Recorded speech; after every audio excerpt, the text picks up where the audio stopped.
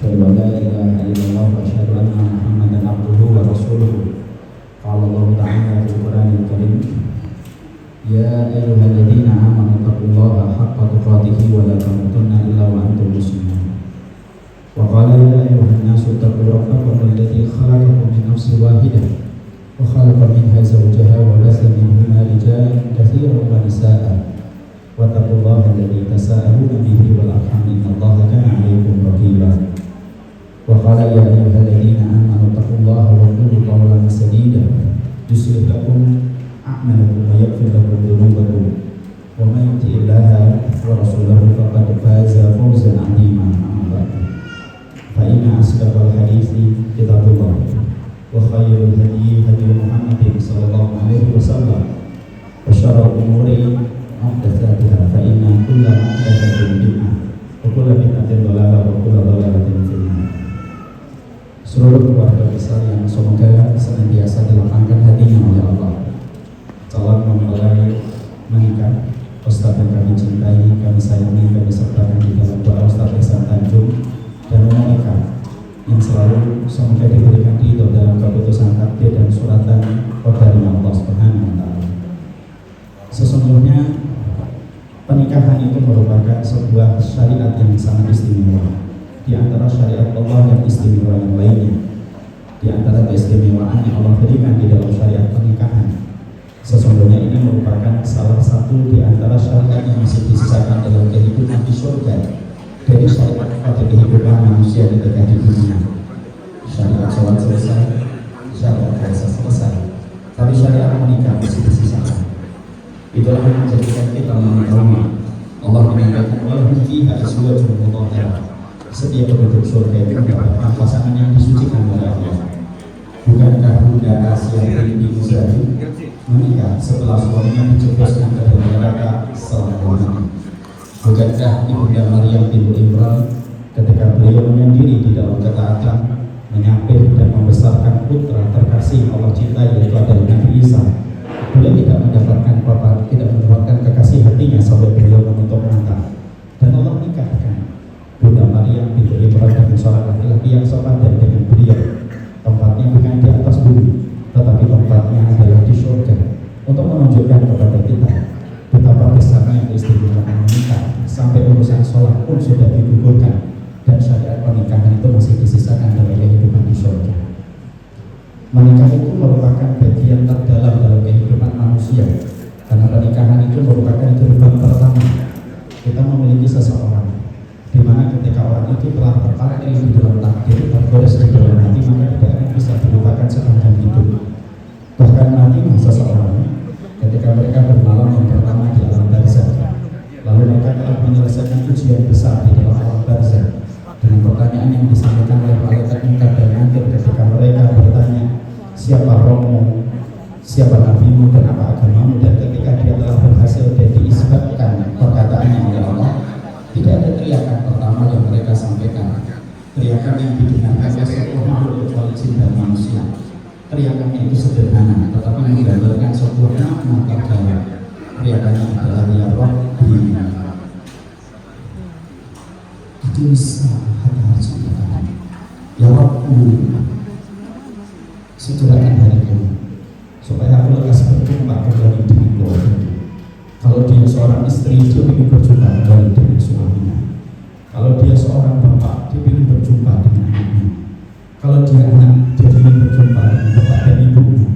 Sampai guncangan kematian saja dia bisa menghapuskan memori seorang manusia terhadap sebuah keluarga yang dilewati di dalam pernikahan, untuk menggambarkan kepada kita suratan takdir yang paling dalam masuk ke dalam hati dan sanubari manusia adalah pernikahan. Pernikahan itu salah satu yang terbaik. Tidak ada nabi kecuali mereka menikah, kecuali satu, Nabi Isa alaihissalam. Di dalam pernikahan seorang laki-laki akan mendapatkan partner terindah, serta akan mendapatkan partner yang senantiasa setia, membimbingnya dan senantiasa akan mengarahkannya, mendorongnya di dalam ketaatan.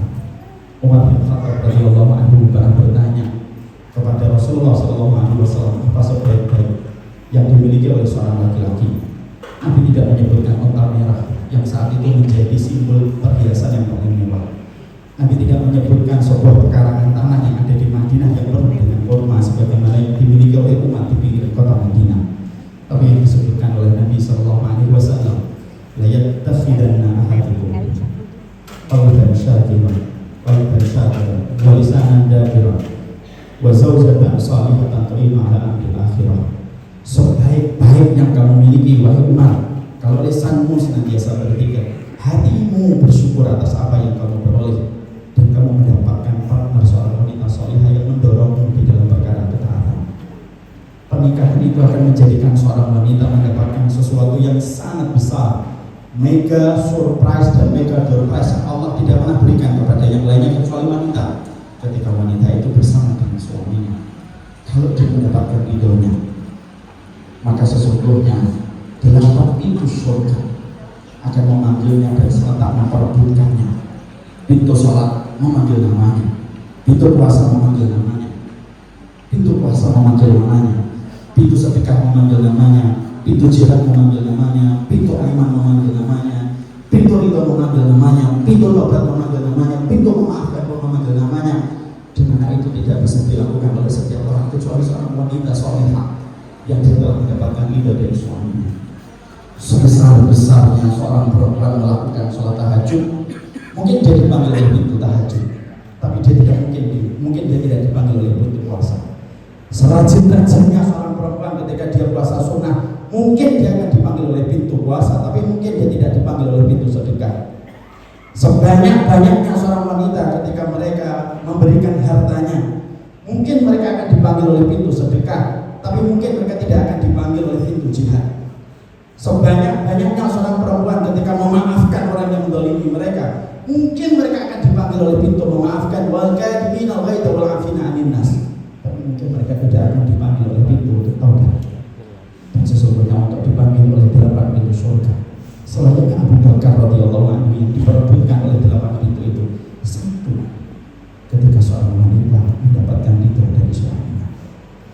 Pantas kalau Rasulullah Sallallahu Alaihi Wasallam mengatakan di dalam satu riwayat, "Idza tazawwaja al-'abdu faqad istakmala ad-din, falyattaqillaha fi ismihi." Makanya Rasulullah dalam keterangan Anas bin Malik mengatakan, sesungguhnya seseorang ketika telah mengucapkan ijab qabul di hadapan walinya, disaksikan oleh Allah dengan akad dan hukum yang telah terpenuhi, sempurna kehidupan agama mereka, separuh agama mereka telah terpenuhi, hendaklah dia bertakwa pada separuh yang lainnya. Saya ingin menerangkan kenapa pernikahan itu disebut dengan separuh agama. Karena di dalam pernikahan ada kesyukuran, di dalam pernikahan ada kesabaran, pernikahan ada prasangka yang baik, pernikahan ada husnuzon, pernikahan ada memaafkan, pernikahan ada keridhaan, yang semuanya itu tidak akan dilewati dengan mudah kecuali ketika orang mengarungi pernikahan mereka berdua bersama dengan seseorang yang telah digoreskan namanya 50.000 tahun sebelum Allah menciptakan langit dan bumi. Itulah pernikahan. Pernikahan itu Imam Ibnu Rajab berkata, kayak bunga mawar, indah, tapi jangan lupa sama dunia. Pernikahan itu kayak permukaan air laut, kalau boleh saya tambahin, tampak indah, memantulkan sinar, memantulkan cahaya indah dari langit. Tetapi kita harus ingat di bawah permukaan air laut yang begitu indah, ada karang yang siap merobek perjalanan pernikahan seorang manusia. Inilah yang menjadikan akhirnya para ulama memberikan pelita nasihat. Tidak ada solidaritas di dalam pernikahan. Ada orang yang berhasil menikah 5 tahun, belum tentu dia berhasil pada 10 tahun berikutnya. Ada orang yang berhasil menikah 10 tahun, tapi belum tentu dia selamat pada usia 15 tahun berikutnya. Ada orang yang mampu menikahi pernikahan 21 tahun, tapi belum tentu dia mampu melewati 25 tahun berikutnya. Karena besarnya ancaman yang selalu menyertai bagi mereka yang menikah ketika tidak memperhatikan setiap nasihat yang datang dari Allah dan Rasul-Nya. Sampai sampai dunia saja dengan Allah. Para ulama memberikan kepada saya dan kepada antum nasihat Ustaz. Saya tidak punya waktu yang banyak menyampaikan karena begitu banyaknya nasihat yang disampaikan oleh mereka.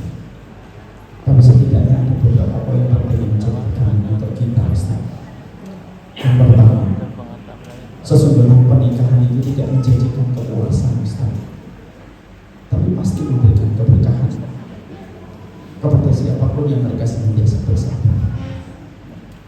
Orang yang Ustaz nikahi adalah seorang wanita yang tercipta dari tulang rusuknya kok secara fitrahnya. Khuliqat al-mar'atu min dilain fa inna wajha syai'in adlana. Perempuan itu diciptakan dari tulang rusuk yang bengkok, dan yang paling bengkok dari tulang rusuk itu atasnya. Takkitnya Nabi, penegasan Nabi ketika menyebutkan kata Allah bahwasanya menyampaikan kepada kita dari yang paling bengkok di situ kita diciptakan. Maka sesungguhnya perempuan itu didominasi dengan perasaannya, laki-laki didominasi dengan logikanya. Maka ketika kita mencari pernikahan itu mencari kepuasan setiap waktunya dan setiap saatnya 24 jam dalam sehari, gak akan ketemu. Karena sesungguhnya siapapun yang dituliskan namanya untuk Ustaz dan siapapun yang dituliskan namanya untuk Ummu Eka, sesungguhnya mereka bukan mesin produksi yang bisa memberikan kenikmatan dan kepuasan 24 jam. Maka kata Syekh Husain, sesungguhnya pernikahan ketika tidak menjanjikan kepuasan tapi pasti memberikan keberkahan, modalnya satu: sabarlah kepada pasanganmu, karena sabar dalam ketaatan itu salah satunya yang paling besar. Setelah sabar kepada orang tua, sabar kepada pasangan. Sabar kepada pasangan kita itu as-sabru li ahlika sabran. Rasulullah SAW sampai mengatakan sabarmu sama keluargamu itu 2 kali ekstra lebih besar daripada sabar yang kamu berikan kepada temanmu, kepada sahabatmu, kepada circlemu. Karena sesungguhnya bisa jadi kamu telah memberikan banyak kebaikan, tetapi kamu justru diuji dengan kesabaran ketika menghadapi mereka. Ustaz didominasi logika, mereka didominasi oleh pasangan. Tidak bisa mempertemukan itu kecuali adalah ketika kita mengharapkan keberkahan di dalam pernikahan. Semoga pernikahan siapapun yang kita langsungkan, pernikahan yang kita niatkan semata-mata karena Allah dan semata-mata karena ihsannya manusia kepada Allah. Karena sesungguhnya siapapun yang menikah karena cinta, cinta akan berkurang dengan kekecewaan. Siapapun yang menikah karena sayang, sayang itu akan menipis disebabkan karena kekecewaan yang ditanggung.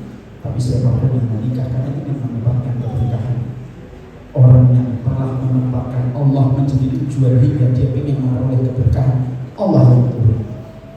Banyak orang yang mengatakan pernikahan itu merayakan cinta, salah. Banyak orang yang berkata dari barat bahwasanya pernikahan itu merupakan momentum dan festival kasih sayang, salah. Pernikahan merupakan momentum untuk keberkahan. Marilah kita menjadi seorang suami yang gampang untuk memberikan ridho kepada istri kita. Apakah kita akan tega membayangkan wanita yang melahirkan anak kita berlumur dengan neraka gara-gara kita jadi laki-laki yang susah memberikan ridhonya kepada istri kita? Jadilah seorang wanita yang tahu betul Allah tidak mewajibkan kamu untuk sholat tahajud. Wallahi, sholat tahajud tidak pernah menjadi wajib. Allah tidak mewajibkan engkau untuk melakukan sedekah. Wallahi, yang wajib adalah zakat. Sedekah tidaklah wajib. Tetapi Allah mewajibkan kepada dirimu untuk mentaati perintah suami. Allah mewajibkan dirimu untuk mendapatkan ridho dari suami. Adakah seorang perempuan yang tidak sholat tahajud, tidak puasa sunnah, tapi mereka mendapatkan surga? Banyak. Ketika mereka mendapatkan salah satu yang paling besar, ridho dari suami. Inilah pernikahan. Tidak menjanjikan keberhasilan, tapi pasti memberikan keberkahan. Dengan semoga kita senantiasa menjaga keberkahan. Makanya Masya Allah Ustaz, pasti Ustaz, setelah kita nikah disunahkan untuk menjauhkan dari istri kita, mengatakan kepadanya dalam sebuah doa, Allahumma inni as'aluka khairaha wa khaira ma ja'alta alaiha wa a'udzu bika min syarri ma ja'alta alaiha. Ya Allah, aku minta kebaikan perempuan ini dan kebaikan yang engkau anugerahkan kepadanya, dan aku berlindung dari keburukan wanita ini dan keburukan yang engkau anugerahkan kepadanya. Mengajarkan selepas akad tidak ada alamat yang kecuali adalah menyatakan setelah kita menjauhkan istri kita, disunahkan setelah kita berjumpa dengan para tamu, digandeng istrinya, sholat di tempat yang kita telah sediakan untuk melaksanakan sholat sunnah 2 rakaat. Kenapa ada sholat sunnah habis pernikahan?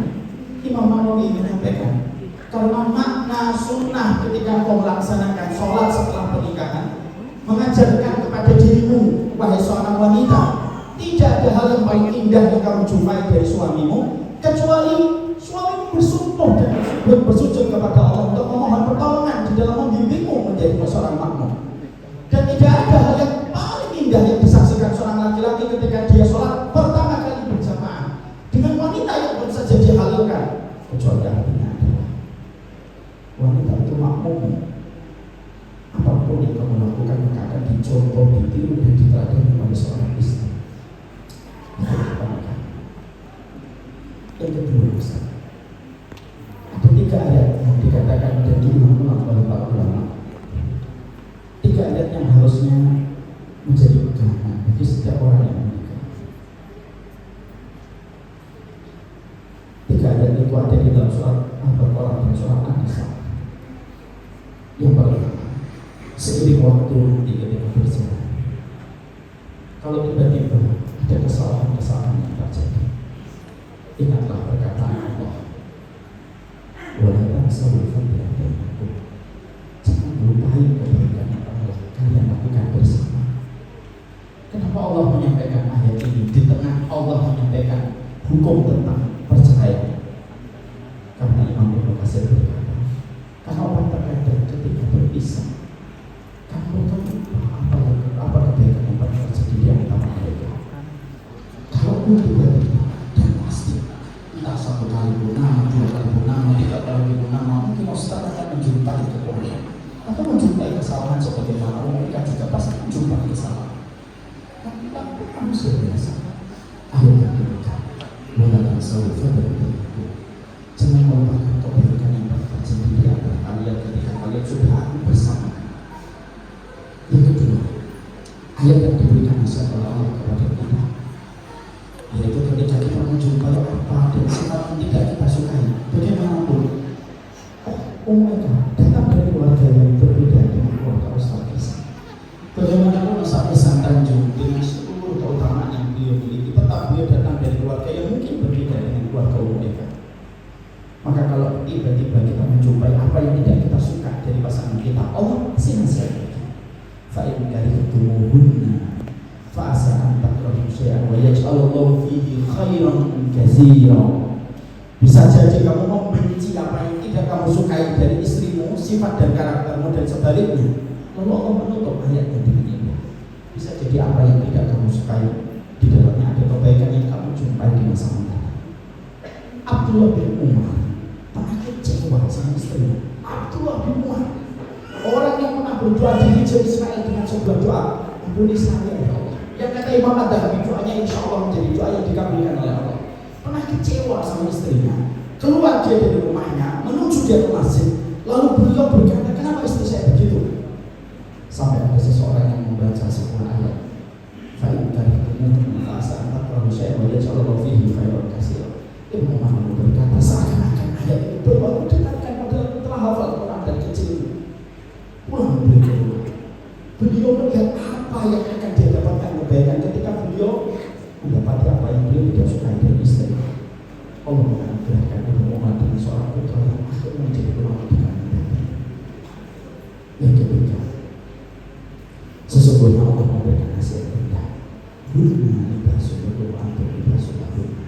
Sesungguhnya wanita adalah bagian begini, dan sesungguhnya laki-laki itu adalah bagian bagi seorang wanita. Sesungguhnya wanita saling menghiasi. Makanya maaf Ustaz, Allah mengabadikan di dalam Al-Quran orang yang berpasangan itu tidak semuanya satu status Ustaz. Kalau ada suami istri yang mereka tidak satu visi dengan keimanan, Allah tidak menyebutnya dengan kata zaujatun, tapi Allah menyebutnya dengan kata imra'atun. Ketika Allah menyebut istrinya Nabi Nuh, Allah tidak menyebut kata zaujatun Nuh, tapi Allah menyebutnya imra'atun Nuh.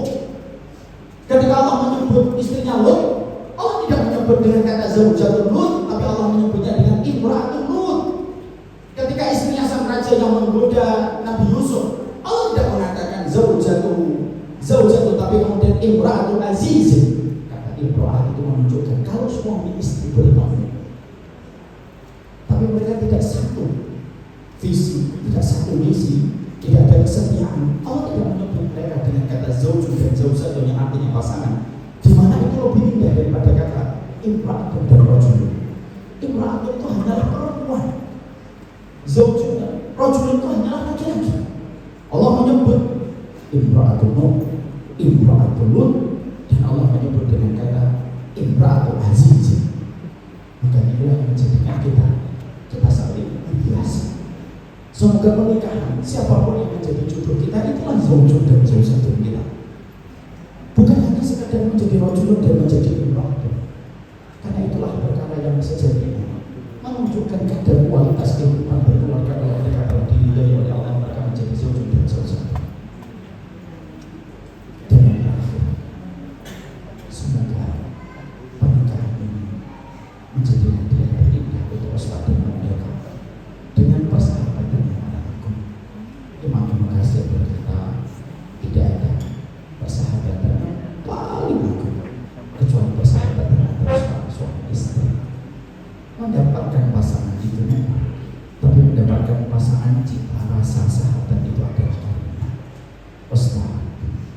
Ustaz ini tidak hanya dituntut menjadi suami, kadang harus menjadi sahabat, kadang menjadi partner, kadang menjadi kekasih, dan terkadang menjadi bapak dari anak-anak yang dimiliki. Pernahkah kita merenungi apa yang direnungi oleh Imam Nawawi? Nabi pernah membalas itu dengan Bunda Aisyah. Kalau kita pikir komandan paling besar di dalam sejarah, pemimpin besar, menggetarkan namanya ketika disebut oleh orang di hadapan orang Romawi dan Persia, tapi ternyata membalas dengan Ibunda Aisyah.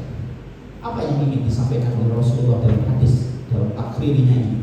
Nabi ingin menyampaikan, jadi suami itu tidak kaku, jadilah sahabat, jadilah kekasih.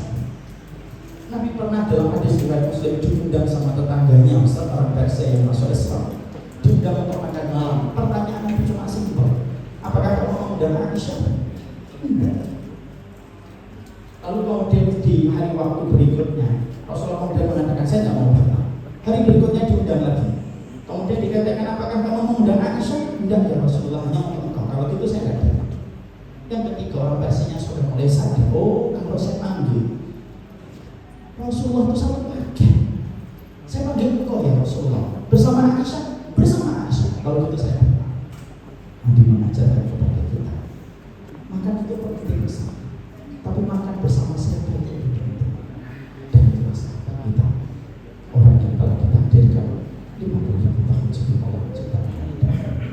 Semoga pernikahan Islam diberkahi oleh Allah. Amin ya Allah. Semoga Ustaz senantiasa dilindungi oleh Allah sebesar kelebihan yang selalu sampaikan kepada kita. Semoga dijaga dari berbagai macam hal. Doakanlah pasangan antum selalu setiap waktunya, karena sesungguhnya kata Syekh Utsaimin ada sebuah ayat indah. Orang yang paling romantis adalah orang yang paling banyak menyebutkan nama pasangannya di depan Allah. Kalau Ustaz nanti tahu Allah, siapa yang paling Ustaz sebutkan namanya, itulah orang yang paling Ustaz cinta. Kalau Ustaz jujur, siapa nama yang paling Ustaz sebutkan setelah orang tua, itulah orang yang paling kita cinta. Banyak orang yang bertaburan dengan kata romantis di media sosial, tapi tidak pernah berdoakan di hadapan Rabb yang menguasai alam semesta, yang menguasai hati. Doakanlah setiap waktunya, karena pernikahan tidak menjanjikan kekuasaan, tapi pasti menjanjikan keberkahan di bersama. Wassalamualaikum warahmatullahi wabarakatuh. Semoga pernikahan ini sebagaimana pernikahan Nabi Adam dan Hawa, apabila terdapat kesalahan maka mereka kembali kepada Allah.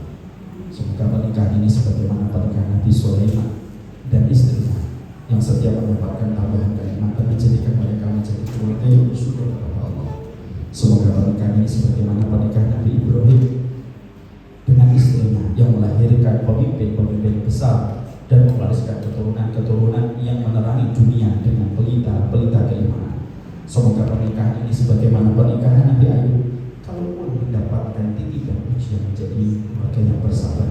Semoga pernikahan ini sebagaimana pernikahan Rasulullah, menegakkan kalimatnya Allah, menegakkan sunnahnya Rasulullah SAW. Dan semoga pernikahan ini bukan hanya sekedar urusan biologis, tapi sebuah perkara ideologis untuk membangun sebuah keadaan agama yang jauh lebih baik, dengan senantiasa memadamkan seluruh perkara-perkara fitnah dalam kehidupan.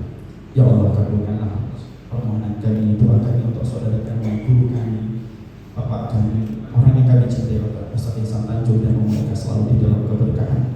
Engkau lah yang memberikan berkah. Tabarakalladzi biyadihi mulku, dan kami mengimani keberkahan itu Engkau berikan kepada hamba yang Engkau pilih, dan jadikan doa kami menjadi wasilah untuk memberikan keberkahan kepada pasangan ini dan kepada kami sekeluarga dan orang-orang yang kami cintai. Wassalamualaikum warahmatullahi wabarakatuh.